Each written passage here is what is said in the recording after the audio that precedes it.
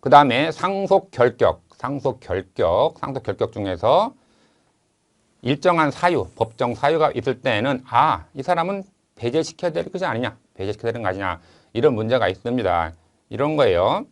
감녀는 남편인 을이 사망하자 임신 중인 태아를 출산 후 양육할 능력이 없다고 판단했다. 아기를 키우기 어렵다고 판단한 겁니다. 그래서 낙태를 했어요. 낙태를 했다. 임신 중에 있는 태아를 자연적인 출산기에 앞서서 모치 안에서 살해를 한 겁니다. 낙태. 그런 다음에 그런데 이제 사망했기 때문에 남편 을이 사망했잖아요. 사망했기 때문에 재산조회를 하게 되죠. 재산조회를 해야만이 상속을 받을 건지 안 받을 건지 정하게 되니까요. 그래서 재산조회를 했더니 남편의 부동산인 토지가 발견이 되었습니다. 남편이 부동산 토지가 있었네. 그랬을 때 을의 부친은 왜 을의 부친이 등장하느냐? 망자의 직계존속입니다. 직계존속. 망자의 직계존속은 감녀가 낙태를 하였다는 이유로 상속권이 없다는 주장을 하고 있는 겁니다. 즉 피상속인이 사망했을 때 1순위는 직계비속이고요. 2순위는 직계존속입니다.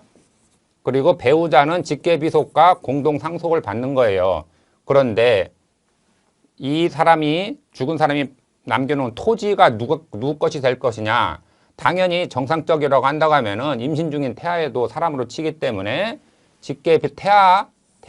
태아도 상속인이 되는 거고요.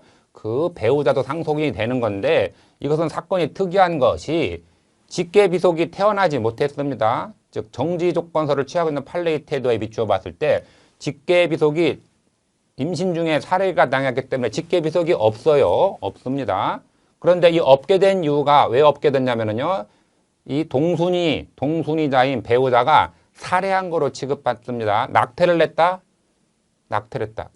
자연유산과 달라요. 자연유산은 과실이기 때문에 문제가 안 되지만은 배우자가 동순이자를 살해한 거기 때문에 이 배우자도 상속결격이 된 상속결격. 그렇다고 하면은 이 피상속인이 남겨놓은 재산은 직계존속이 상속을 받게 되는 겁니다. 즉 을의 부친이 상속받게 되는 겁니다. 그 다음에 그리고 또 상속결격사 중에서 이거 유대관계. 왜냐면은요 정서적, 경제적 유대관계가 있는 건데 이걸 깨트리는 행위를 한 사람은 보호를 할 필요가 없다. 그래서 이러한 사유도 결격사유로 정하고 있습니다. 대표적인 것이 폐륜행위, 지금 설명드렸듯이 폐륜, 윤리를 저버리는 행위, 폐륜행위라는 건 뭐냐면은요, 직계존속을 그리고 피상속인 그 배우자, 그리고 상속의 선순위자, 동순위자, 아까 낙태를 같은 경우에서도 자기 임신 중에 있는 사람이 자기의 아기를 낙태를 했을 때 동순위자. 직계비속과 배우자는 동순위자이기 때문에 동순위자를 살해한 겁니다. 살해하거나 살해는 못했지만 살인 미수 이래 그친 사람들도 폐륜 행위로서 상속 결격자가 되는 겁니다. 또 고의만 해당해요. 고의, 실수로 과실치사 이런 건 해당하지 않습니다. 고의 일부러 사람을 죽이려고 작정하고 했을 때만 상속 결격 사유가 되는 겁니다. 그래서 아까 봤듯이 낙태죄 분명히 고의 낙태죄는 살인과 같이 취급하는 겁니다. 그런데 자기가 상속에 유리하다는 인식까지는 필요가 없어요. 이렇게까지 인식까지 필요가 없다. 결국은 살인범에 대해서는 상속 결격 사유가 인정된다. 그리고 실무적으로는 상속 결격자에 대한 증명 서류를 의외로 최근엔 얻기가 어렵습니다. 그래서 검찰청에 가서 요즘은 인적 사항을 가리고 나오기 때문에 검찰 신문조사에 보면은 우리들에게 열람해주는 서류를 보게 되면은 살인범의 인적 사항을 가리고서 나오게 됩니다. 나중에 검찰청의 보정명령을 통해 가지고 등기를 할 때는 살인범이라서 상속을 못 받는다는 소명서류를 내서 진행을 하게 되는 겁니다. 그 다음에 사망을 하게 되는데 사망하긴 했는데 폐륜행위 일종으로서 사망에 이르는 경우에도 폐륜행위로서 사망에 이르게 한 경우에도 쉽게 말하면 죽일 의도는 아니었는데 다치게 할 의도로 시작을 했지만 죽음에 이르렀다. 이럴 경우에도 결격 사유로 삼습니다. 그런데 아까 차이점은 뭐냐면요. 선순위자나 동순위자에 대한 상해치사는 결격 사유가 되지 않습니다. 여기가 선순위자나 동순위자는 아예 죽이려는 의도로 했을 때만 결격 사유가 되는 거고요. 다치게 다치게만 만들어야지 했다가 죽었다. 그랬을 경우에는 결격 사유가 되지 않는 겁니다. 그 다음에 결격 사유로서 유언장을 손댔을 때 유언장. 아까는 폐륜행이라고 한다고 하면 지금은 유언장. 상속에 관한 중요한 사항인 유언장을 손을 댔다. 그랬을 경우에는 유언에 관한 부정행위도 상속 결격 사유가 됩니다. 예를 들면 사례를 잠깐 소개시켜 드리면은 부친상할 상속이로서 아들 갑을병이라는 자녀가 있습니다. 그중 아들 갑은 망인은 아버지의 적법한 유언서를 아버지가 사망한 지 6개월 이게 의심스럽죠. 유언장이 나왔으면 빨리빨리 존재를 드러내서 검인을 받아야 될 텐데 6개월이 경과한 시점에 그 존재를 주장하였다. 다른 상속인들은 왜 이제서야 유언장이 나온 거야? 의심을 하겠죠.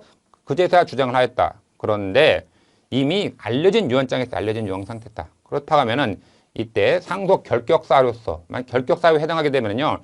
알면서도 보관하고 있으면서도 늦게 드러낸 사람은요. 상속 결격자가 되는 겁니다. 그래서 문제가 됐었는데 판례에서는 너무하지 않느냐? 가지고 있다고 다 알고 있는 내용을 조금 늦게 여러분들에게 알려졌다고 해가지고 상속 결격사유에서 하는 것은 늦게 했다고 이것까지 부정행위로 봐야 되지는 못하겠다. 판례의 태도가 그겁니다.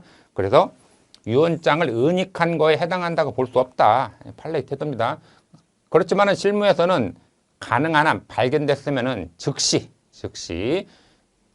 다른 상속인에게 알려가지고 검인을 받도록 해야 돼요. 검인. 그러면 오해받을 행위를 해가지고 대법원까지 가서 이렇게 송사 휘말렸을 경우에는 유언장 자체가 가지고 있음에도 결격사유에 해당할 수 있기 때문에 판례만 믿고서 은닉이 아니야라고 주장하는 것은 바람직하지 못한 태도입니다. 그 다음에 유언에 관한 또 결격사유로서 방해를 하는데 방해. 무엇을 방해하느냐? 유언은 하려는 사람. 유언할 거야. 그런데 유언장을 방해하는 겁니다. 방해. 사기, 강박으로 인하여서 유언 방해하는 겁니다. 또 유언 철회. 유언장은 언제든지 철회할 수가 있어요. 나 유언 이거 잘못했어. 철회할 수가 있는데 이런 방해 행위, 이런 것들도 유언에 관한 부정행위로서 상속 결격자가 되는 겁니다.